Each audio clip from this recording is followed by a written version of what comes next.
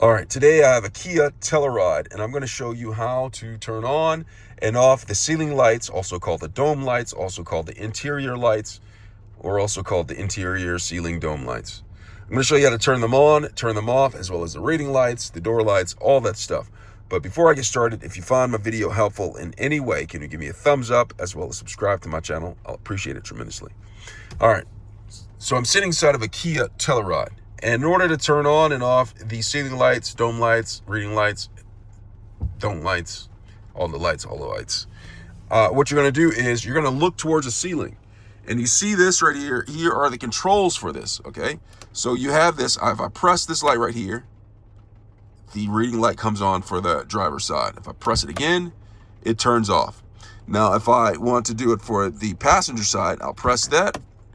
And now it turns on, and then I can press it again and it turns off.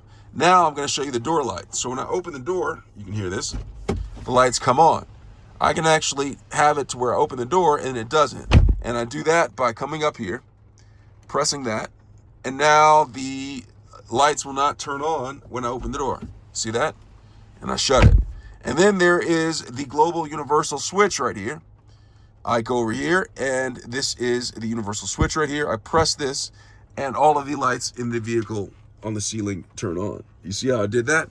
And when I'm ready for it to turn off, I just simply go right here, press it again, and now it's off.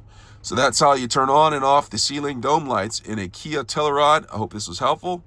Thanks a lot for watching.